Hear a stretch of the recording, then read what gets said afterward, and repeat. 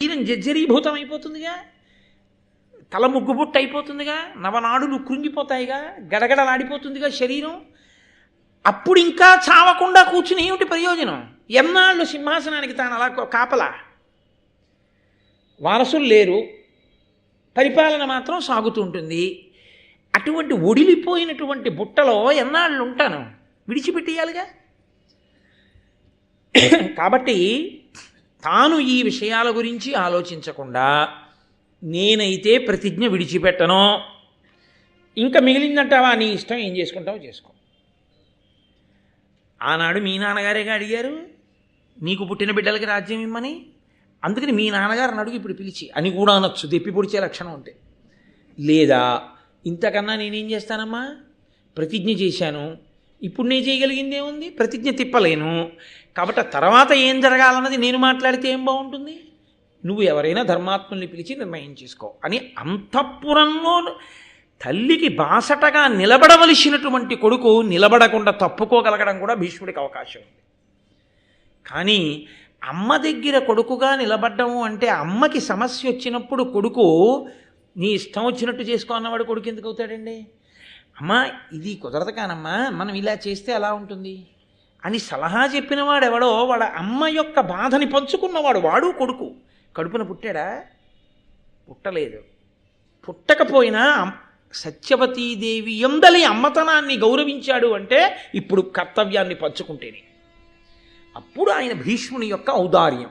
ఇప్పుడు సత్యవతీదేవి యొక్క శీలవైభవం, భీష్ముని యొక్క శీలవైభవం, అగ్ని బంగారానికి పుటం పెట్టినట్టు వచ్చినటువంటి ఈ విపత్కర సమయంలో వాళ్ళిద్దరూ ధర్మాన్నే ఎలా పట్టుకుంటారు? ఎవరైనా జారుతారా ధర్మం నుంచి?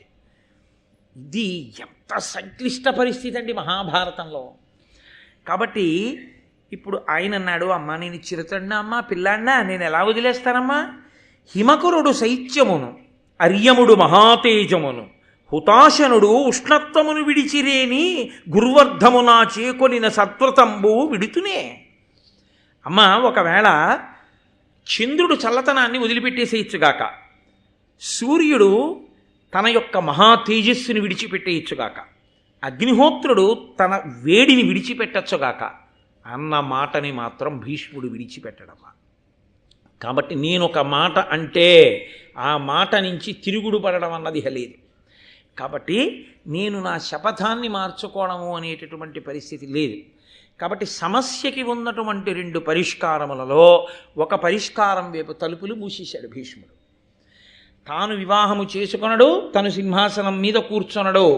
కాబట్టి తన వైపు నుంచి రాజప్రతినిధిగా ఆ సింహాసనం మీద కూర్చునేవాడు వచ్చేంతవరకు రక్షణ చేసి అప్పజెప్పడం వినా తాను ఆ వంశాభివృద్ధికి తిన్నగా బిడ్డల్ని కని ఏదో పాత్ర పోషించడం అనేది కుదరదు చెప్పేశాడు. ఇక మిగిలిన అవకాశం ఏముంది? అంబిక అంబాలిక ఉన్నారు, వాళ్ళకి భర్తలు లేరు. అటువైపు నుంచి ఏమైనా అవకాశం ఉంటుందా? లోకము కాదు అక్కడ ప్రశ్న, ధర్మమునకు అతిక్రమణ కాకూడదు. ధర్మాతిక్రమణము కాకుండా సంతానమును పొంది, సామాన్యం కాదు, ద్వాపరయుగం అండి, ఎంతమంది ధర్మాత్ములు, ఒకరు కాదు ఇద్దరు కాదు, ప్రశ్న వేరు అదేమిటయా అని. అసలు సరి అయిన చరిత్ర తెలియకుండానే పెద్ద భార్య కుమారుడికి రాజ్యం అంగీకరించారు, ప్రతీపుడి విషయంలోనే అంగీకరించలేదు. ప్రతీపుడికి ఇస్తానంటే ఆ రెండో వాడికి అటువంటిది, పెద్దవాడికి ఇస్తానంటే అటువంటిది, ఇప్పుడు కొత్తగా అంబికకి అంబాలికకి భర్తలు లేకుండా కలిగే సంతానాన్ని సింహాసనం మీద కూర్చోబెడతానంటే ప్రజలు అంగీకరిస్తారా? ఋషులు అంగీకరిస్తారా? ఎవరు అంగీకరిస్తారు? పైగా అది ధర్మం అవుతుందా? కాబట్టి అసలు ధార్మికమైన మార్గం ఉన్నదా? ఏదో సంతానం కాదు, ఏదో సంతానానికి మీరు ఒక విషయాన్ని గుర్తుపెట్టుకోవాలి, సభాముఖంగా చర్చ చేయడం కష్టం. వాళ్ళు అంత చేత కాని వాళ్ళు, పనికి మాలిన వాళ్ళు కారు. కాశీరాజు కుమార్తెలు అంబిక అంబాలిక. కాశీరాజు ఒప్పుకుంటాడా? లోకం ఒప్పుకుంటుందా? చంద్రవంశంలో ఇంకింతకన్నా అప్రతిష్ఠ ఉంటుందా? సింహాసనాన్ని వదిలిపెట్టేయడం మంచిది, ఓ ఏనుక్కి పూలదండిచ్చి ఎవరి మెడలోనో వేయమండం మంచిది తప్ప ఇంత నీచమైన పని భీష్ముడు ఉండగా ధర్మాత్ముడు జరుగుతుందా? కాబట్టి ధార్మిక మార్గం ఏమైనా ఉందా అసలు సంతానం పొందడానికి? ఇప్పుడు ఇది ధర్మమెరిగిన వాడవు అని ఆవిడ చెప్పింది. నువ్వు కూర్చో అంది. కూర్చోను అని ఊరుకోవడం కాదు, తల్లి సమస్యకి పరిష్కారం చెప్పాలి భీష్ముడు ఇప్పుడు. కాబట్టి మాట్లాడాడు, లేకపోతే ఆయన మాట్లాడలేదు. కాబట్టి ఇప్పుడు ఆయన ఒక ప్రతిపాదనను ఒకదాన్ని తీసుకొచ్చి ఆయన అన్నాడు, పితృవధ జాత కోప పరిపీడితుడై జమదగ్ని సూనుడు ఉద్ధతబలు హైహయున్ సమదర్పితు చంపి అశేష దారుణీపతుల వధించే గర్భగత బాలుర నాదిగా అట్టి చోట తత్సతులకు తొల్లి ధర్మవిధి సంతతి నిల్పరే భూసురోత్తముల్. ఈవిడ అంది కదూ, నీకు లోకంలో ఉన్నటువంటి క్షత్రియుల వంశముల యొక్క చరిత్రలన్నీ తెలుసు, కాబట్టి నీకు ధర్మం తెలుసు, ఏ వంశం ఎలా నిలబడిందో తెలుసు, కాబట్టి నువ్వు చెప్పు భీష్మ అంది కదూ. అమ్మ, అందుకు చెప్తున్నాను. ఒకప్పుడు పరశురాముడు తన తండ్రిని ఒక క్షత్రియుడు సంహరించాడు అని కోపం పట్టుకుని క్షత్రియుడన్నవాడు భూమి మీద ఉండకుండా చేస్తాను అని ప్రతిజ్ఞ చేసి క్షత్రియుడంటే రాజ్య పరిపాలన చేసే రాజులు ఉండకుండా చేస్తానని గండ్రగొడ్డలిని చేత పట్టుకుని 21 పర్యాయములు భూమండలమంతా తిరిగి రాజన్నవాణ్ణల్లా చంపేశాడు. రాజుని చంపడం కాదు, రాజుల యొక్క అంకురములు ఉండకూడదని రాణుల గర్భములలో ఉన్న పిల్లల్ని కూడా చంపేశాడు. మొత్తం వంశాలు ఆగిపోయాయి. ఇక రాజులేది, క్షేత్రములు ఉన్నాయి, బీజములు లేవు, కాబట్టి వంశాలు ఆగిపోయాయి. అప్పుడు ఏం జరిగిందో తెలుసా అమ్మా? ఒక గొప్ప ధార్మికమైనటువంటి పెద్దలు అంగీకరించి, ఋషులు అంగీకరించినటువంటి పద్ధతి ఒకటి నడిచింది. దాన్ని నియోగ పద్ధతి అంటారు. నియోగించుట అని. నియోగ పద్ధతి అంటే నేను ఏదో ఒక కులంలోనే ఒక శాఖ గురించి నేను మాట్లాడటలేదు. నియోగించుట అని. ఆయన మహాధర్మతత్పరుడై వేదాంగములు చదువుకున్నవాడై కామమునందు కించిత్ కూడా అనురక్తి లేనటువంటి వాడు లోక ప్రయోజనము కొరకు, సనాతన ధర్మము నిలబడడం కొరకు, ప్రజలకి ఇబ్బంది రాకుండా కాపాడడం కొరకు, నెలకి 3 వానలలో 1 వాన పడడం కొరకు, మళ్ళీ రాజుల యొక్క వంశములు పరిఢవిల్లి రాజ్య పరిపాలన కొనసాగుట కొరకు తన తేజస్సుని దానం చెయ్యడానికి అంగీకరిస్తే ఆయన తన యొక్క వీర్యమును ఆ స్త్రీ యందు నిక్షేపించవచ్చు. నిక్షేపిస్తే కలిగినటువంటి సంతానం ఏది ఉంటుందో ఆ సంతానము సింహాసనం మీద కూర్చుంటుంది. ఆంధ్రభారత అంతర్గతము కాదు, కానీ ఇది ఎంత సంక్లిష్టముగా ఉంటుందో తెలుసా అండి. అందుకే కలియుగంలో ఈ పద్ధతి లేదు. ఎందుకంటే అసలు అటువంటి స్థితి ఉన్నటువంటి మహాపురుషులు ఉండే అవకాశమే లేదు. కాబట్టి అసలు ఈ నియోగ పద్ధతి అన్నదాన్ని కలియుగమునందు అంగీకరించలేదు, తీసేసింది ధర్మశాస్త్రం. అసలు శ్వేతకేతుడి వృత్తాంతం దగ్గర నుంచే ఒక్క ఉత్తరకురు భూముల యుద్ధ తప్ప తీసేశాడే, ఆయనే తీసేశాడు ద్వాపరయుగంలో. కాబట్టి ఏ మహాపురుషుడు అలా ఇద్దామనుకుంటున్నాడో, సంతానమును కల్పించాలి అని సంకల్పం చేస్తున్నాడో, ఆయనకి ఏ స్త్రీకి ఈయన అటువంటి సంతానాన్ని కల్పించడానికి ఉద్యుక్తుడవుతున్నాడో ఆయనకి ఆమెతో ఉన్న వరుస ఏమి ముందు చూడవలసి ఉంటుంది కదా. అసలు అన్య స్త్రీ, ఆమె ముఖం ఈయన తెలియదు, ఈయన ముఖం ఆయన తెలియదు, అదొక ఎత్తు. ఏదో అనుబంధం ఉంది, ఇద్దరి మధ్య బంధుత్వం ఉంది. ఆ అనుబంధం మరదలయ్యి ఉంటే, మరదలు కోడలతో సమానం.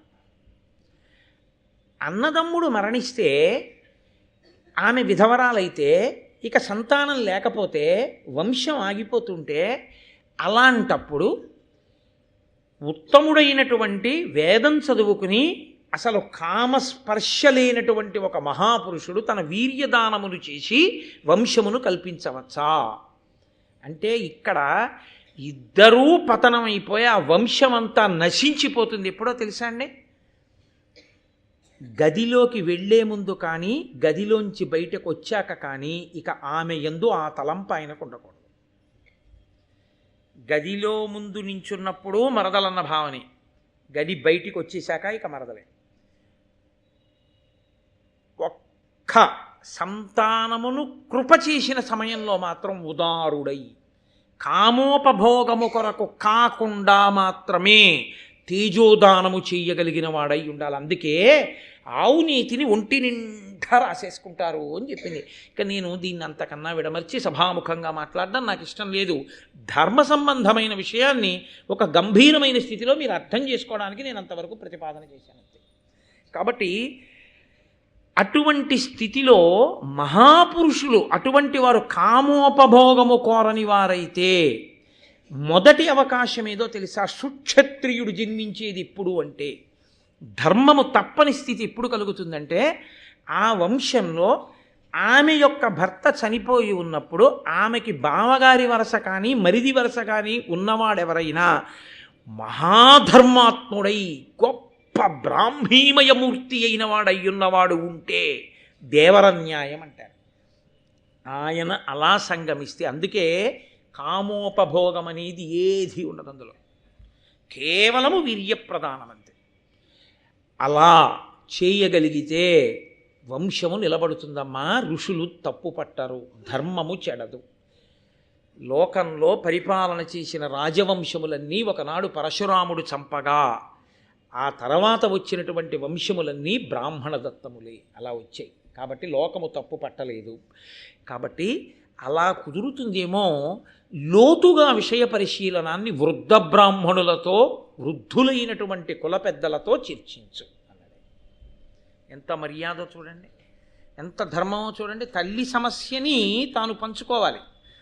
ఇప్పుడు వచ్చిన సమస్య సామాన్యమైన సమస్య కాదు, దీనికి పరిష్కారం దొరకాలి. వెంటనే ఆవిడ కూడా అంత ఉదారురాలై సమాధానం చెప్పాలి కదండి. ఆయన ఇంకొక ఉదాహరణ ఒకటి చూపిస్తూ ఒక విషయాన్ని మాట్లాడాడు. ఒకానొకప్పుడు ఉతధ్యుడు అనేటటువంటి మహర్షి యొక్క భార్య అయినటువంటి మమత యందు బృహస్పతి వచ్చి ఆమెతో మాట్లాడి తన వరాన్ని అపేక్షిస్తున్న సమయంలో ఆమె గర్భంలో ఉండేటటువంటి బిడ్డడు బృహస్పతిని తిరస్కరించినప్పుడు ఆయన నీవు అంధుడవుతావని శపించాడు. ఆ కారణం చేత ఆ ఉతధ్యుని యొక్క భార్య కడుపులో ఉన్నటువంటి పిల్లవాడు అంధుడిగా పుట్టాడు. తమస్సు అంటే చీకటి. ఇక పుట్టినదాదిగా చనిపోయే వరకు పుట్టుగురుడివాడు కాబట్టి ఆయన్ని దీర్ఘతముడు అని పిలిచారు. కానీ ఆయనకి ఎలా అబ్బిందో, కళ్ళు లేకపోయినా స్వరం కదండి, విని కదా నేర్చుకుంటారు వేదం. మహావేద పండితుడైపోయాడు, గొప్ప వేద పండితుడైపోయాడు. ఆ వేద పండితుడైతే ఆయన వివాహం చేసుకున్నాడు.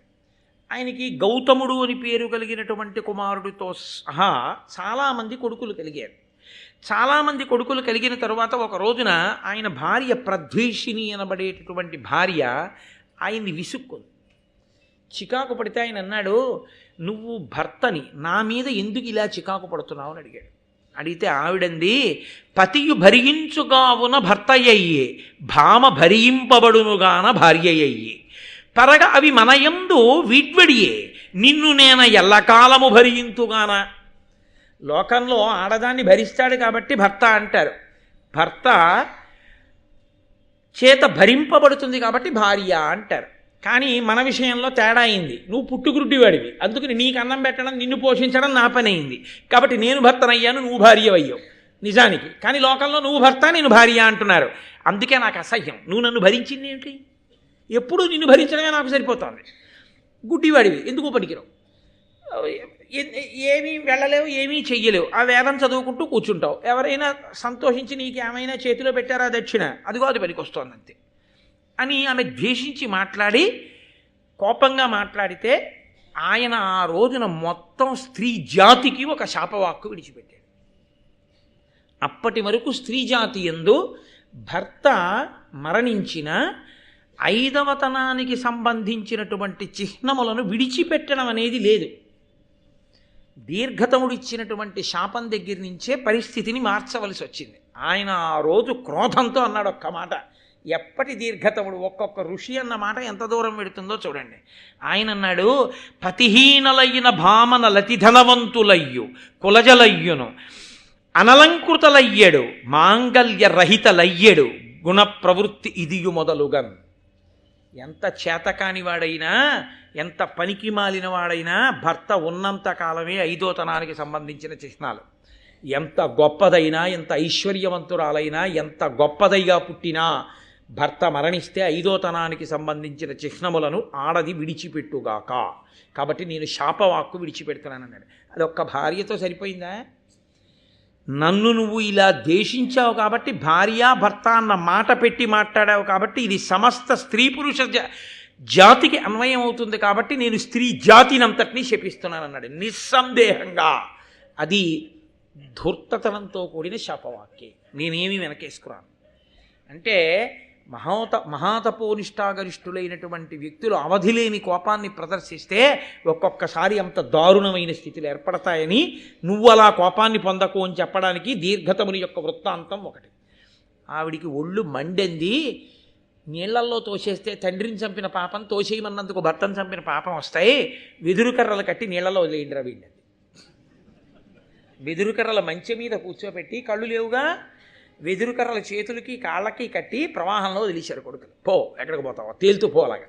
నిన్ను అడ్డుకునేవాడు ఆదుకునేవాడు కనబడ్డావు, ఇప్పుడు నిన్ను ఎవరు భరించాలో తెలుస్తుంది, ఇదే శాపం నువ్వు ఇచ్చేది అని నీళ్ళలో వదిలేశారు. ఆయన ఏం చేశాడు? ప్రవాహంలో వెళ్తున్నాడో, మొసలుందో తిమింగలం ఉందో ఏదుందో తెలియదుగా. అందుకని ఏదో అయ్యోయ్ బాబోయ్ అని కేకలేయడం మానేసి చక్కటి స్వరంతో భయం అంటూ వేయడానికి అసలు కళ్ళు అంటూ ఉంటారు. భయమే, ఇప్పుడు భయం ఎందుకు? ఇంకా కళ్ళు లేని దానికి ఎదురుకుండా ఏముందని భయపడాలి కనుక. కాబట్టి హాయిగా వేదం చదువుకుంటూ పోతున్నాడు ఆ నీళ్ల మీద. అలా చాలా రోజులు ప్రయాణించి వెళ్ళేటప్పటికీ ఆ నదీ ప్రవాహంలో బలి అనబడేటటువంటి ఒక రాజుగారు కనబడ్డాడు. ఆయన నదికి స్నానానికి వచ్చి గంగా తీరంలో ఈ వెళ్ళిపోతూ స్వరం చెప్తూ వేదంతో వెళ్ళిపోతున్నవాడిని చూసి, అబ్బా ఎంత గొప్ప వేద బ్రాహ్మణుడు రా, మహానుభావుడు, ఎలా వెళ్ళిపోతున్నాడు రా నీళ్ల మీద, ఎవర్రా వెదురుకర్రలు కట్టేసిన వాడు తీసుకురండి అన్నాడు. ఆ భటులు వెళ్ళి తీసుకొచ్చారు. అయ్యయ్యయ్యయ్యో, ఇంత వేదం చదువుకున్నారు, ఇంత ధూర్తతనంగా మిమ్మల్ని నీళ్ల మీద వదిలేసిన వాళ్ళు ఎవరన్నా, ఆ కర్రలు విడిపించి ఇంటికి తీసుకెళ్ళాడు. తీసుకెళ్ళి, అమ్మా, భీష్ముడు చెప్తున్నాడు తల్లికి, ఆయన భార్య పేరు సుదేష్ణ, విరాటపర్వంలో వచ్చే సుదేష్ణ కాదు, సుదేష్ణ. ఆమెకి సంతానం లేదు. ఆయన అడిగాడు ఈ బ్రాహ్మణుణ్ణి, దీర్ఘతముణ్ణి, నీవు వేదం చదువుకున్నవాడివి, నీకు ఇప్పుడు కామస్పర్శ లేనివాడివి, తేజోవంతుడివి, నీ వలన నా భార్యకి కుమారులు కలగాలని అడిగాడు. కానీ మలినమైన శరీరంతో ఉన్న ఈయన్ని చూసి అసహ్యం వేసి ఆ రాజుగారి భార్య సుదేష్ణ కళ్ళు లేనివాడు కాబట్టి ఆమెకి బదులు దాదిని పంపేది. 11 మంది పిల్లలు పుట్టారు. రాజుగారు నాకు 11 మంది సంతానం కలిగారని సంతోషించాడు. కళ్ళు లేకపోయినా వేదం చదువుకున్నవాడు, గొప్ప ఆంతరదృష్టి ఉన్నవాడు, ఇది అంత శక్తి ఉన్నవాడైతేనే ద్వాపర యుగంలో దానికి అనుమతించారు. ఆయన అన్నాడు, వాళ్ళు నీ బిడ్డలు కారు, నీ దాది కుమార్తెకి పుట్టారు. కోమలి అనబడేటటువంటి ఆ దాది కుమార్తెకి పుట్టారు. కాంక్షీవ్రతుడు మొదలైనటువంటి పిల్లలు వాళ్ళందరూ. కాబట్టి వాళ్ళు నీ కుమారులు కారయ్యా అంటే రాజు ఏడ్చాడు. అయితే నా భార్యకి కుమారుణ్ణి అనుగ్రహించమని. ఆయన ఎంతటి తేజోమూర్తి అంటే ఆమె యొక్క అంగాంగములను స్పృశించి కుమారుణ్ణి ఇచ్చాడు. ఆ కుమారుణ్ణి ఇచ్చిన కారణం చేత అంగుడు అని పేరు వచ్చింది ఆ సుదేష్ణ కుమారుడికి. కాబట్టి అమ్మ, లోకంలో ఇటువంటి విపత్కర పరిస్థితి ఏర్పడి క్షేత్రము మిగిలిపోయి భర్త లేకపోతే, అటువంటప్పుడు ఉత్తమ క్షత్రియులు రాజ్య పరిపాలన కొరకు వంశం నిలబడాలి. కాబట్టి తేజోవంతులైన బిడ్డల్ని పొందడానికి, లోకాన్ని రక్షించడానికి మార్గాన్ని స్వీకరించిన దృష్టాంతములు ఉన్నాయి. కాబట్టి అటువంటి బ్రాహ్మణుడు దొరుకుతాడా? అంతటి తేజోమూర్తి కామస్పర్శ లేనివాడు ఉన్నాడా అంటే ఆవిడంది, నాయన, ఎప్పుడో మీ నాన్నగారు శంతన మహారాజు గారితో నాకు వివాహం జరగడానికి పూర్వం పరాశర మహర్షి వలన నాకు సద్యగర్భంలో వ్యాసుడన్న కొడుకు పుట్టాడు. నా కన్యాత్వం చెడలేదు వరం వల్ల, నేను మీ తండ్రికి భార్యనయ్యాను. అదిగో ఆ వ్యాసుడున్నాడే, ఆ వ్యాసుడు నాకు వరం ఇచ్చాడు, నేను తలుచుకుంటే వస్తాడు, కనపడతాడు. ఆ వ్యాసుడు ఇప్పుడు బంధుత్వం చేత బావగారు అవుతాడు అంబికా అంబాలికి. దేవరన్యాయము అంటారు. విధవలై బావగారులో మరుదులో మిగిలి ఉంటే, ఆ బావగారుల మరుదులలో అంతటి బ్రహ్మతేజోవంతుడుంటే, అటువంటి ఆయన వీర్యదానము చేత సంతానమును కంటే దేవరన్యాయం చేత పుట్టినటువంటి బిడ్డలు వంశంలో పుట్టిన వారి కింద లెక్కవారి సింహాసనం మీద కూర్చోవచ్చు, పితృపిండాలు పెట్టచ్చు. కాబట్టి నేను ఆ వ్యాసుణ్ణి పిలుస్తాను అంది. వ్యాసుడికి వ్యామోహం కాదు, వ్యాసుడు తానుచ్చి కోరుకున్నది కాదు. ఈవిడ ప్రా ఈవిడ చెప్పగానే వ్యాసుడున్న దిక్కుకి భీష్ముడు నమస్కారం చేస్తే మహానుభావుడు వచ్చాడు.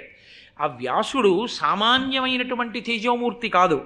నీలగిరీంద్ర శృంగమున నిర్మలమైన సువర్ణవల్లరీజాలమువోని పింగళ విశాల జటాచయమొప్పగా వచశ్రీలలితుండు వచ్చి నిలచన్ హరినీల వినీల విగ్రహారాళ రుచుల్ వెలుగంగా పరాశరసూనుడు తల్లి ముందటన్. నల్లటి పర్వతం మీద ఓ మెరుపులు ఉంటే ఎలా ఉంటుందో అలా నల్లటి వాడు, ఎర్రటి జటలతో మెరిసిపోతున్నవాడు, లోకానికి పలుకొచ్చే పలుకులు చెప్పగలిగిన వాడు, బ్రహ్మనిష్టాగరిష్ఠుడు, పుట్టుక చేత 4 వేదములు నేర్చుకుని పుట్టినటువంటి వాడు, 4 వేదములు విభాగం చేసినవాడు, అష్టాదశ పురాణములకు కర్త, మహాతేజోమూర్తి, కృష్ణద్వైపాయనుడు, సాక్షాత్ నారాయణాంశ సంభవుడు, గురువులకు గురువు, బ్రహ్మనిష్టాగరిష్ఠుడైనటువంటి వ్యాసుడు బావగారిగా అనుబంధాన్ని కలిగి ఉన్నాడు. కాబట్టి ఆయన ప్రత్యక్షమయ్యాడు. ప్రత్యక్షమైతే అప్పుడు ఆ భీష్ముడితో ఆ వ్యాస భగవానుడితో సత్యవతీదేవి తన కష్టాన్ని చెప్పుకుంది. ఈ భీష్ముడు ప్రతిజ్ఞ చేశాడు ఆయన సత్యవాక్యాన్ని దాటడం. కాబట్టి ఇప్పుడు ఆయన సింహాసనం మీద కూర్చోడు, వివాహం చేసుకోడు, బిడ్డలు పుట్టరు. నా కుమారులిద్దరూ మరణించారు. అంబిక అంబాలిక మిగిలి ఉన్నారు. సింహాసనానికి వారసు లేడు, వంశానికి నలుసు లేదు. కాబట్టి ఇంత సంక్లిష్ట పరిస్థితి వచ్చింది. ధృతినీయనుజుండైన విశ్రుతుడైన విచిత్ర వీర్యు సుక్షేత్రములన్ సుతులంబడయము కులమవిరత సంతతి నెగడ దేవర న్యాయమునన్. నాయన విచిత్ర వీర్యుని యొక్క చిత్రాంగతుడు అసలు పెళ్ళవకుండా చచ్చిపోయాడు. కాబట్టి విచిత్ర వీర్యుని యొక్క భార్యలు ఉన్నారు, అంబిక అంబాలిక. నువ్వు దయతో నీ తేజస్సుని కృపచేసి సంతానము కలిగేటట్టుగా అనుగ్రహించు. ఆ సంతానము లేకపోతే ఏమిటి అంటావేమో, నీకు తెలియని ధర్మం కాదు. నీ కారణమున వంశమనాకులమై నిలుచుటయు తదాప్తులు ప్రజలు శోక భయంబులు విడుతురు నాకును భీష్మునకొకడు మనఃప్రియమెసగన్. లోకానికి శోకము భయము పోతాయి రాజు సింహాసనం మీద కూర్చుంటే. కాబట్టి లోకానికి శోక భయాలు పోవాలి, మా వంశము నిలబడాలి, ఇది తంతువుగా పెరగాలి. కాబట్టి నాయన నువ్వు అనుగ్రహించవలసింది అంటే వ్యాస భగవానుడు అన్నాడు. ఆయన భూత భవిష్యత్ వర్తమాన కాలములు తెలిసినవాడు. అమ్మా నేను రాజుని కాను, నేను బ్రాహ్మీమయమూర్తిని, అపార తేజోమూర్తి. వ్యాస భగవానుడు అంటే 1000 సూర్యులు ఉదయించినట్టు ఉంటాడు. ఆ జటామండలం అది. వాళ్ళు రాచకన్యలు. నా వంటి వాణ్ణి దగ్గరగా చూడడం అన్నది వారు ఎరుగరు. కాబట్టి నేను ఒక వ్రతం చెప్తాను. 1 ఏడాది పాటు ఈశ్వరుణ్ణి ఉద్దేశించి తపస్సు చేయమను. వాళ్ళ మనస్సు పూర్తిగా శుద్ధమైన తరువాత అప్పుడు నేను నా తేజస్సుని కృప చేస్తే మీ వంశము పరిఢవిల్లేటటువంటి కుమారులు కలుగుతారు.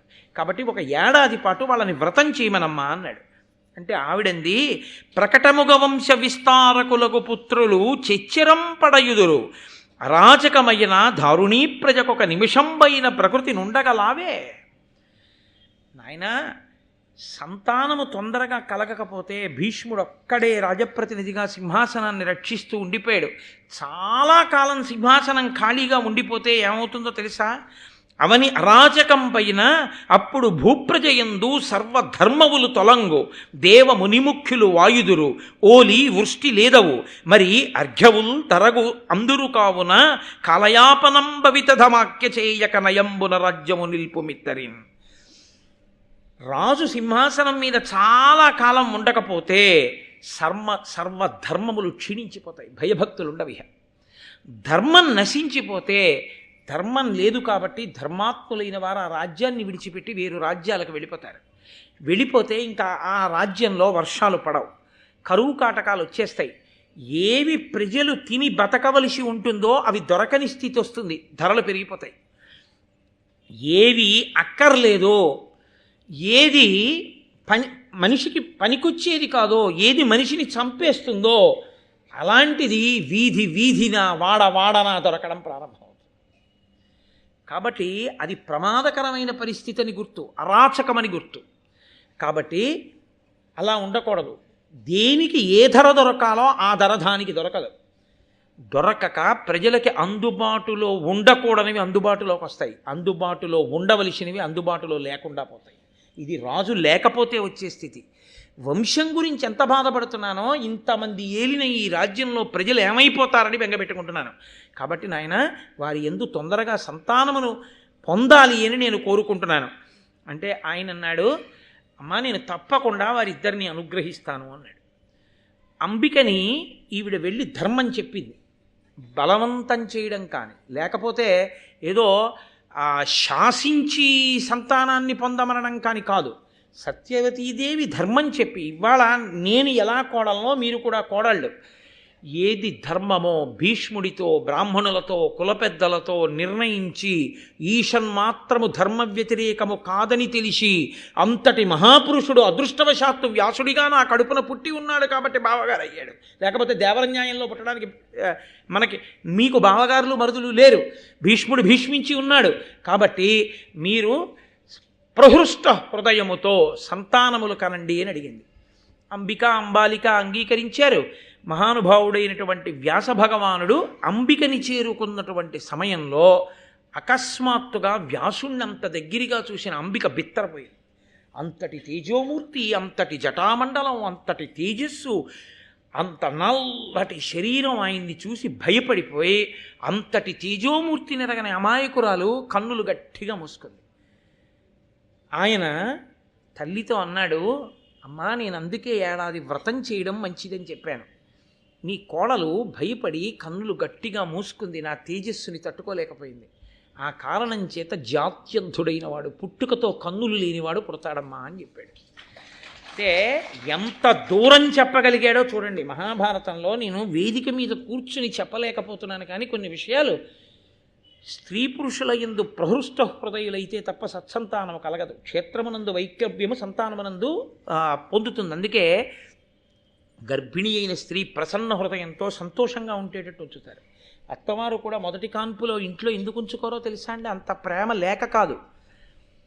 ఆ తల్లి దగ్గర ఏం పెరిగిందో, ఆ తల్లి ఏం పెట్టిందో, ఏమి స్వతంత్రంగా ఉంటుందో మనమే వెళ్ళి బెంగపెట్టుకున్నప్పుడు అలా చూద్దాం.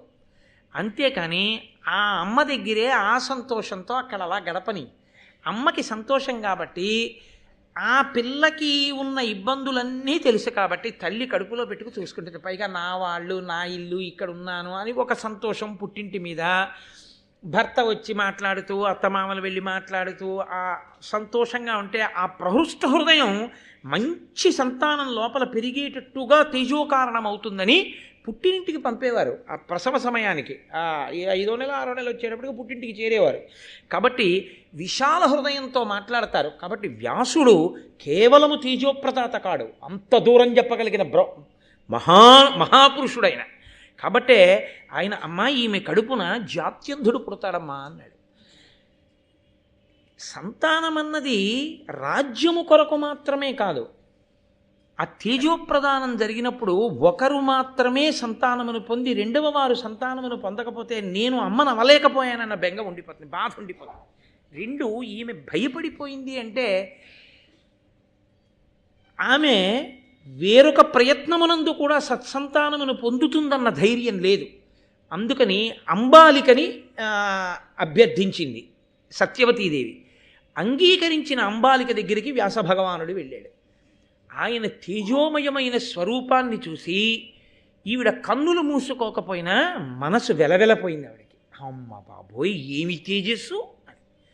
అంత దగ్గరగా చూసేటప్పటికీ అప్పుడు ఉద్విగ్నతకి లోనైపోయింది. వ్యాసురుడు తేజోప్రజానం చేసి బయటికి వచ్చి అన్నాడు, అమ్మా ఆమె ప్రహృష్ట హృదయ కాదు, వెలవెలబోయింది నన్ను చూసి. కాబట్టి అతి తెల్లని శరీరం ఉన్నవాడు పుడతాడమ్మా అన్నాడు. పాండు రోగమున్నవాడు పుడతాడని భారతంలో లేదు. అతి తెల్లని వర్ణం ఉన్నవాడు పుడతాడు, చాలా అందగాడు అని తర్వాతే వర్ణించారు నన్నయ్య గారు. కాబట్టి అతి తెల్లని వర్ణంతో, పాండు వర్ణంతో పుడతాడమ్మా, వెలవెలబోయింది కాబట్టి ఆవిడ అన్నాడు. అలాగే ఆవిడికి పాండురాజు గారు పుట్టాడు. తేజోప్రదాన సమయమునందే నిర్ణయించేశాడు ఎటువంటి సంతానం పుడుతుందో. తదనంతర కాలమునందు బలవన్మద నాగాయుత బలయుతుడు సుతుండు పుట్టే ప్రజ్ఞాచక్షుండలగుడు ధృతరాష్ట్రుండా లలనకు అంబికకు కురుకుల ప్రవరుండై. ఆయన 10,000 ఏనుగుల బలం కలిగినటువంటి వాడిగా, కళ్ళు లేకపోయినా బుద్ధి అనబడేటటువంటి కన్ను మాత్రం చాలా గట్టిదున్నవాడై అంబికకి కుమారుడిగా ధృతరాష్ట్రుడు పుట్టాడు. అలాగే అంబాలికకును గుణరత్నాంబుధి పాండుర విరాజితాంగుడు ప్రభవించన్ పాండురాజు కురువంశంబు ప్రతిష్ఠింప ధర్మ సర్వజ్ఞుండై. అంబాలిక యందు వివర్ణమును పొంది, అంటే వివర్ణమనగా అతి తెల్లని రంగుతో పాండురాజు గారు జన్మించారు. వంశోద్ధారకుడు, మహానుభావుడు, గుణములకు నిధి, మహాబలవంతుడైనటువంటి వాడు పాండురాజు పుట్టాడు. ఇప్పుడు 2 కుమారులు జన్మించారు. కానీ సత్యవతీదేవి యొక్క గొప్పతనం ఎక్కడుందో తెలుసా అండి? ఆమె ఒక్క మాట కోడలనలేదు. ఇది ఎంత తప్పు చేశావమ్మా, ఎంత బ్రతిమాలి తీసుకొచ్చానమ్మా, వ్యాసుడి కర్మ కాలిపోయా వచ్చాడు.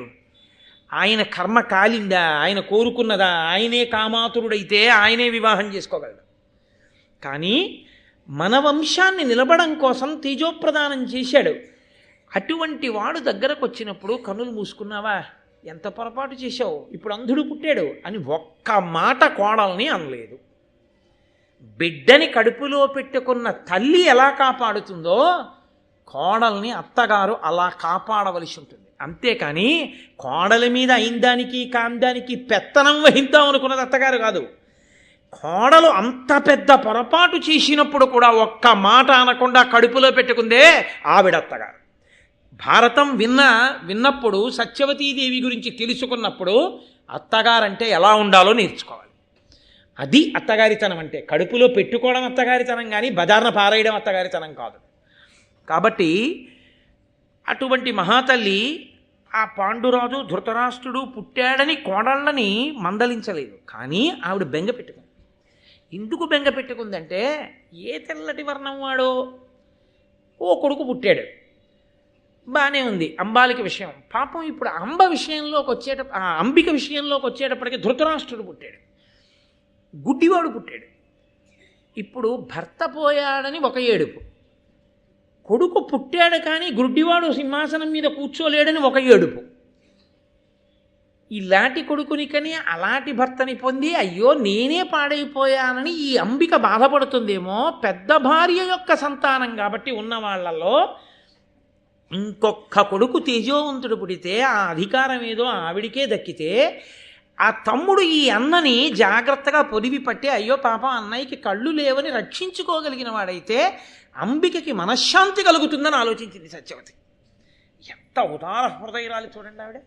ఆయన కర్మ అండి వ్యాసభగవానుడికి.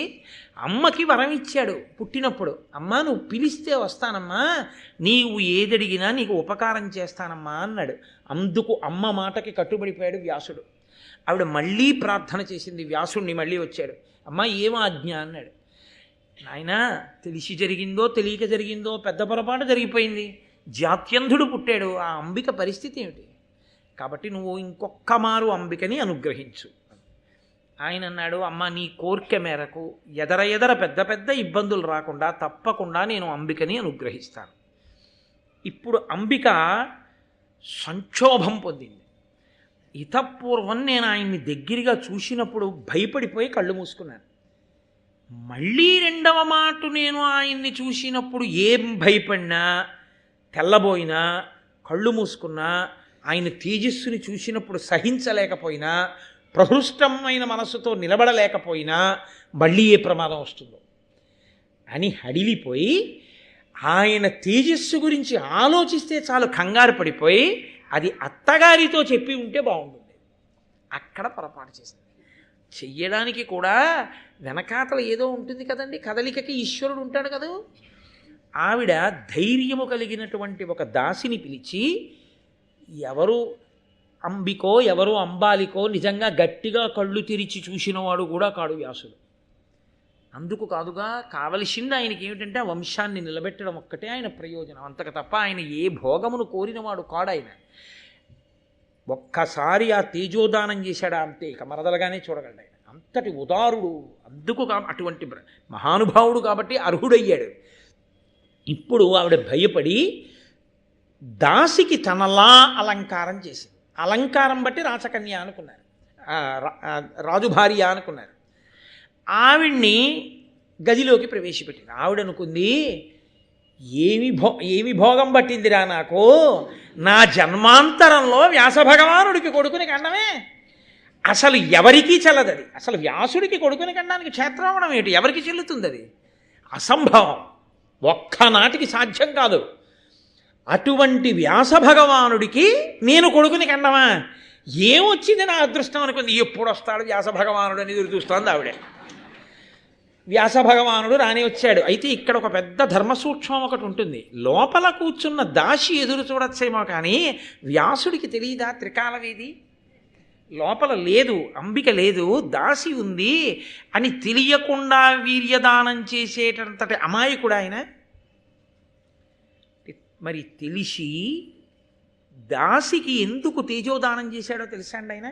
ఎదరవిందుడు కానీ అంటే ఇవాళ చెప్పనని కాదు, ఇది రేపు కొనసాగిస్తానంటే మీకు ఉత్కంఠ తీరదు. వీడు అసాధ్యం కులాన్ని అని తిడతారు పలహారం చేస్తూ. అది చెప్పే పూర్తి చేసేస్తాను. కాబట్టి ఇప్పుడు ఆయన తేజోదానం చేశాడు. ఎవరికి? ప్రహృష్టమైనటువంటి మనసున్నటువంటి దాసికి. ఆవిడికి మహాబలాఢ్యుడు, గొప్ప రాజనీతి తత్పరుడు, మహాతేజోమూర్తి విదురుడు జన్మించాడు. కానీ అంబాలికకి కొడుకు కాడు. కాబట్టి రాజ్యాధికారానికి అర్హత పొందకుండా పోయాడు. ఎందువల్ల ఇలా జరగవలసి వచ్చింది? దీనికి వెంటనే మళ్ళీ మహానుభావుడు వ్యాసుల వారు మనకు అందిస్తారు. మాండవ్యుడు అని ఒక మహర్షి, ఆయన మహానుభావుడు బ్రహ్మర్షి. అటువంటి వాడు తీర్థయాత్రలు చేసి చేసి చేసి చేసి ఒక రాజ్యంలోకి ప్రవేశించి అక్కడ మౌనవ్రతాన్ని పూనాడు. మౌనవ్రతాన్ని పూలి 2 చేతులు పైకెత్తి తపస్సు చేస్తున్నాడు. చిత్రంగా ఉంటాయి పరమేశ్వరుడు యొక్క నిర్ణయాలు, కదలికలు. ఆ రాజుగారి అంతఃపురంలో దొంగతనం చేసినటువంటి దొంగలు ఆ ధనాన్ని పట్టుకుని పారిపోతూ మాండవ్యుడు తపస్సు చేసిన ప్రదేశం దగ్గరికి వచ్చి ఆయన ఉన్నటువంటి కుటీరంలో పడేశారు. పడేసి దాక్కున్నారు. భటులు తరువుకొచ్చి ఈయన్ని అడిగారు, దొంగలిటి వెళ్ళారా, ఎవరు నువ్వు అని అడిగారు ఆ చీకట్లో. ఆయన మౌనవ్రతంలో ఉన్నాడు, మాట్లాడలేదు. ధనం కనబడింది, దొంగలు కనబడ్డారు. వాళ్ళు ఈయన కూడా దొంగేనని పెడరెక్కలు విరిచి కట్టి రాజు దగ్గరికి తీసుకెళ్లారు. రాజు దొంగల్ని శిక్షించడంతో పాటుగా ఈయనకి శూలారోహణ శిక్ష వేయించాడు. శూలారోహణం అంటే ఒక శూలాన్ని తిరగేసి పాతి పెడతారు. మీకు తేలిగ్గా అర్థమైపోవాలంటే కొబ్బరి బొండాలు ఇచ్చే గుణపాన్ని చూడండి, తిరగేసి పెడతారు. పైకి సూదిగా ఉన్న మొలస్తుంది, కొబ్బరి బొండం ఒలుస్తారు. అలా పెడితే శూలం అంటారు. ఇప్పుడు ఎవడు దోషం చేశాడో ఆ వ్యక్తిని తీసుకెళ్ళి దాని మీద కూర్చోబెడతారు. అతని బరువును బట్టి శూలం లోపలికి దిగిపోవడం మొదలవుతుంది. అది దిగి దిగి దిగి దిగి దిగి తలలోంచి పైకి వచ్చేస్తుంది. అది ఇక నేను ఆ బాధ గురించి ఇప్పుడు కొత్తగా వర్ణించక్కర్లేదు. అది అసలు ఊహిస్తేనే భయం. అటువంటి శూలారోహణం చేయించండి అన్నాడు ఈ మాండవ్య మహర్షిని.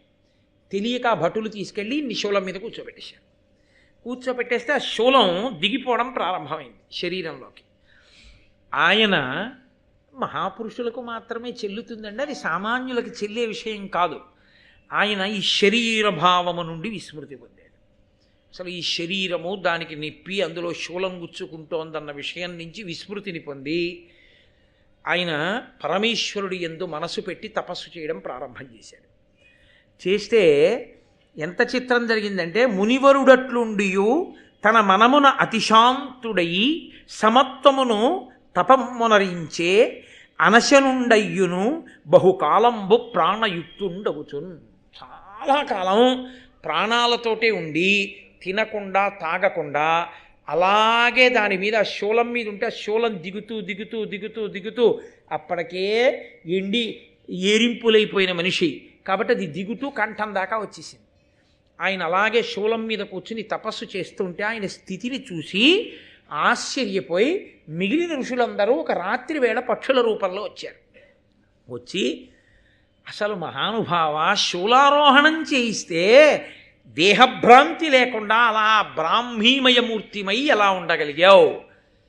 కలియుగంలో భగవాన్ రమణులు లేరండి ఆ స్థితిలో. పాతాళలింగం దగ్గర తపస్సు చేస్తే తొడల కింద తేళ్లు జర్రిలు చేరి కొరికేస్తే మాంసం ముక్కలు ఊడిపోయి నెత్తులు కారి అట్టలు కడితే ఆయన అలాగే తపస్సులో ఉండిపోయారు ధ్యానమునందు. ఎప్పుడో కాదు, కలియుగంలో అరుణాచలంలో భగవాన్ రమణులు అటువంటి తపస్సు చేశారు మహానుభావుడు. చంద్రశేఖర పరమాచార్య స్వామి వారు ఇలా వీపుని ఒక గోడకి ఆంచి సమాధిలోకి వెళ్ళిపోయారు ఒకప్పుడు. వెళ్ళిపోతే ఆ చెదపురుగులు చీమలు ఆయన వీపంతా కొరికేసాయి. కొరికేస్తే ఆయన కొంతసేపటికి బహిర్ముఖులయ్యారు. బహిర్ముఖులైతే అప్పటికే నెత్తుటి చుక్కలు పైకి చిమ్మింది శరీరం. ఆయన ఇలా ఒంగుని శిష్యుల్ని పిలిచి అన్నారు, చెదపురుగులు నా శరీరాన్ని కొరికాయా చూడండి అన్నారు. అంటే వాళ్ళు వచ్చి చూసి, అయ్య బాబోయ్ ఎన్ని చెదపురుగులో అని కొట్టయిపోయారు. ఆయన అన్నారు, కొట్టకండి కొట్టకండి, అలా కొడితే చనిపోవు, అంతటా ఈశ్వరుడు అంతర్బహిష్యత సర్వం వ్యాప్య నారాయణ స్థిత. ఈ బంగారం ముట్టుకోవడానికి ఉపయోగించే శ్రావణం ఉంటుందే, దాని మొనలకి దూదులు కట్టి జాగ్రత్తగా గట్టిగా నొక్కకుండా ఒక్కొక్క చెదపురుగుని తీసి పక్కకి మళ్ళీ గోడ మీద వదిలేయండి అన్నారు. ఈలోగా మిగిలిన చెదపురుగులు కొరికేవా అన్నారు. కొరికితే కొరకనివ్వండి, తప్ప అవి మరణించడానికి వీల్లేదు, ఒక్కొక్క దాన్ని తీసేయండి అన్నారు. అని ఆయన వంగి కూర్చుంటే చెదపురుగులు నెత్తురు చిమ్మెట్టు కొరికేస్తుంటే ఆయన్ని శిష్యులు అలాగే శ్రావణంతో తీశారు చెదపురుగుల్ని. ఆయన వీపంతా కురికేసి పుళ్ళమయం అయిపోయింది. సాయంకాలం స్నానం చేసి అనుష్ఠానానికి వెళ్ళిపోయారు. మహాపురుషులే. అందుకే మహాపురుష స్థితిని పొందాలి, కానీ దాన్ని మనం అనుకరిద్దామంటే కుదిరే విషయం కాదు. కాబట్టి ఆయన అలా తపస్సు చేస్తే ఆ ఋషులందరూ పక్షుల రూపంలో వచ్చి అడిగారు. అడిగితే ఆయన అన్నాడు, దానికి బాధపడ్డం ఎందుకయ్యా, ఎరిగి నన్ను అడుగంగనేలా సుఖము దుఃఖంబు ప్రాప్తించు చోట నరుడు తగిలి తన కర్మవశమున దనరుదానకర్తగా అన్యులకు ఏమి కారణంబు. ఏవో చేసిన తప్పులుంటాయి, గత జన్మలలో చేసిన కర్మలు, అవి ఇలా అనుభవించవలసి ఉంటుంది ఈ శరీరం వల్ల. కాబట్టి ఈ శరీరం ఖేదం పొందుతూ ఆ చేసిన పాపం పోతోంది అని ఆయన ఆ ఋషులందరికీ సమాధానం చెప్పాడు. వాళ్ళు ఆశ్చర్యపోయి వెళ్ళిపోయారు. అక్కడ రాత్రివేళ కాబట్టి కొంతమంది భటులు నగర రక్షణార్థం తిరుగుతున్నారు. వాళ్ళు చూసి, అయ్య బాబోయ్ ఇతను చచ్చిపోలేదన్నమాట, తపస్సులో ఉన్నాడు, ఎంతటి మహానుభావుడురా, ఇంతకాలం కూడా శూలానికి తపస్సులో ఉన్నాడా, ఋషులు వస్తే మాట్లాడుతున్నాడా అని పరిగెత్తుకుంటూ వెళ్ళి రాజుకు చెప్పారు. ఆ రాజు, అయ్య బాబోయ్ ఎంత తప్పు అయిపోయింది, నేను మహర్షికి శూలం వేశానా అని గబగబా వచ్చి ఆయన్ని ఉత్తరించమన్నాడు. శూలంలోంచి ఉత్తరించడానికి కుదరదండి, కంఠం పక్కకి వెళ్ళి ఆ శూలం పైకి పొడుస్తోంది.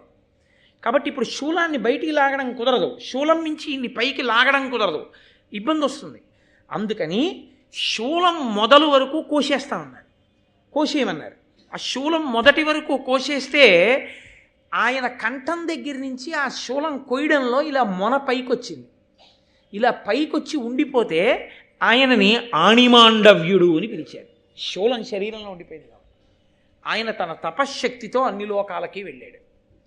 వెళ్ళి ఏ తప్పు చేస్తే గత జన్మలలో ఇంత పెద్ద శిక్ష పడింది తెలుసుకోవాలనుకున్నాడు. చిత్రగుప్తుడు రాస్తూ ఉంటాడుగా, యమలోకానికి వెళ్ళి యమధర్మరాజు గారిని అడిగాడు, ఏం తప్పు చేశానయ్యా గత జన్మలలో, నేను ఏ తప్పు చేస్తే నాకు ఇంత పెద్ద శిక్ష పడింది చెప్పు అని అడిగాడు. ఆయన చిట్టా తీసి అన్నాడు, మీరు గత జన్మలో చిన్నపిల్లవాడిగా ఉన్నప్పుడు తూనీగల్ని పట్టుకుని, ఆ తూనీగలు రెక్కలు పట్టుకుంటూ ఉంటారు, పట్టుకుని వాటి పృష్ఠభాగముల యందు సూదులు గుచ్చుతూ ఉండేవారు, తెలిసో తెలియకో పిల్లవాడిగా. ఆ చేసిన పాపం పోవాలి కాబట్టి మీకు శూలారోహణం పడింది ఈ జన్మలో. ఏ జన్మలో జీవుడు ఏ పాపం చేసినా ఎప్పుడోప్పుడు అనుభవించక తప్పదు, అందుకని ఇప్పుడు అనుభవించారన్నాడు. అంటే ఆణిమాండవ్యుడు అన్నాడు, నేను తూనీగలని పట్టుకుని సూది గుచ్చానన్నావు కదా, అప్పుడు నా వయసు ఎంత అని అడిగాడు. చిన్నపిల్లాడు మీరు, ఏదో 9 ఏళ్ళో 10 ఏళ్ళో, 14 సంవత్సరముల వయసు వచ్చే లోపలి పర్యంతమో బాలుడు అని పిలుస్తారు. ఈ లోపల తెలియక ఏదైనా పెద్ద తప్పు చేసినా శాస్త్రం దాన్ని చిన్న తప్పుగా తీసుకుంటుంది. ఇప్పటికీ బహుశా బాలనేరస్తులు అని అనడానికి కారణం ఇదేనేమో ప్రాతిపదిక. కాబట్టి అది పరిణితి చెందని వయస్సు, తెలిసి తెలియని వయస్సు, అది ధర్మమా అధర్మమా తెలియని వయస్సు. కానీ ఆ పిల్లల పట్ల ఎవరైనా తప్పు చేస్తే మాత్రం ఘోరమైన పాపంగా వేస్తారు. వాళ్ళది తెలిసి తెలియని వయసు, నీకు తెలుసు, నువ్వెందుకు వాళ్ళకి అపకారం చేయాలి, అందుకని ఎవరైనా చేస్తే ఒప్పుకోరు. పిల్లలు చేస్తే మాత్రం ఆ తప్పుని పెద్ద తప్పుగా శాస్త్రం తీసుకోదు 14 సంవత్సరాలు వచ్చే వరకు. నేను 14 సంవత్సరముల వయసు లోపు చేసిన తప్పుకి ఇంత పెద్ద శిక్ష నువ్వు ఎలా వేశావు, కాబట్టి ఇన్నాళ్ళకి నువ్వు ధర్మం తప్పి శిక్ష వేశావు, అది వేసి నాకు వేశావు. కాబట్టి ఇప్పుడు నువ్వు చేసిన తప్పుకి నువ్వు శిక్ష అనుభవించాలిగా. ఇంత ధర్మం తెలిసి సింహాసనం మీద కూర్చునే అధికారాన్ని కోల్పోయి 4వ వర్ణమునకు చెందినటువంటి ఒక వనిత గర్భమునందు పుట్టి ఇప్పుడు ఎంత ధర్మం తెలిసున్నవాడువో అప్పుడు అంత ధర్మం తెలిసున్నవాడవై ధర్మం చెప్పడానికి పనికొచ్చేటటువంటి వాడివై సాక్షాత్తు రాజులకు అన్నదమ్ముడవైన తేజస్సు కారణంగా క్షేత్రకారణం చేత దాసీపుత్రుడవై రాజ్యాధికారము లేక మర్త్యలోకమునందు భూలోకమునందు జన్మించదవుగాక అని శపించాడు. ఆ కారణం చేత యమధర్మరాజు గారు విదురుడిగా రావాలి ఒక దాసికి. అందుకని లోపల ఉన్నది అంబిక కాదని తెలిసిన మాండవ్యుని శాపం నిజమవ్వాలి కాబట్టి వ్యాసభగవానుడు తేజోప్రదానం చేశాడు. చెయ్యడం వల్ల ఆ దాసి యందు మహానుభావుడైనటువంటి విదురుడు జన్మించాడు. ఆ విదురుడు అందుకే ఎప్పుడూ నీతి చెప్తూ ఉంటాడు ధృతరాష్ట్రుడికి. వరుసకి అన్నదమ్ముడయ్యాడు, కానీ ఆయన మాత్రం రాజ్యాధికారాన్ని పొందలేకపోయాడు. ఎందుకంటే రాజుల యొక్క క్షేత్రమనందు జన్మించిన వాడు కాదు కాబట్టి అని. ఇంత ధర్మ సంక్లిష్టమైన పరిస్థితిలోంచి ఆ వంశం ఎలా గట్టెక్కిందో, సత్యవతీదేవి ఎంత ఉదారమైన పాత్ర పోషించిందో, కోడళ్ళ దగ్గర అత్తగారిగా ఎంత ధర్మాన్ని పాటించిందో, ఆ కోడళ్ళు ఎంత ధర్మాన్ని పాటించారో ఆ వంశం ఎలా నిలబడిందో, ఆ కారణంగా ధృతరాష్ట్ర పాండురాజు విదురులు ఎలా పుట్టారో ఇవాల్టి రోజున మనం విన్నాం. రేపటి నుంచి ఇంక రసకందాయం భారతం. ఎందుకంటే పాండవులు, కౌరవులు, దుర్యోధనుడు, 5గురు పాండవులు పుడతారు. ఇంకిక్కడి నుంచి అద్భుతమైనటువంటి ప్రక్రియలో భారతం ముందుకు నడుస్తుంది. కాబట్టి రేపు సాయంకాలం 6:30 మనం తిరిగి కలుసుకుందాం. మంగళాశాసనపరై మదాచార్య పురోగమై సర్వైశ్చ పూర్వైరాచార్యై సత్కృతాయాస్తు మంగళం. మంగళం కోసలేంద్రాయ మహనీయ గుణాత్మనే చక్రవర్తి తనూజాయ సర్వభౌమాయ మంగళం. ఉమాకాంతాయ కాంతాయ కామితార్థప్రదాయినే శ్రీగిరీశాయ దేవాయ మలినాథాయ మంగళం. కరచరణకృతం వా కర్మవాక్కాయజం వా శ్రవణనైనజం వా మానసం వాపరాధం విహితం వా సర్వమేత్తక్షమస్వ. శివ శివ కరుణాబ్ధే శ్రీ మహాదేవ శంభో. సర్వం శ్రీ ఉమామహేశ్వర పరబ్రహ్మార్పణమస్తు. స్వస్తి.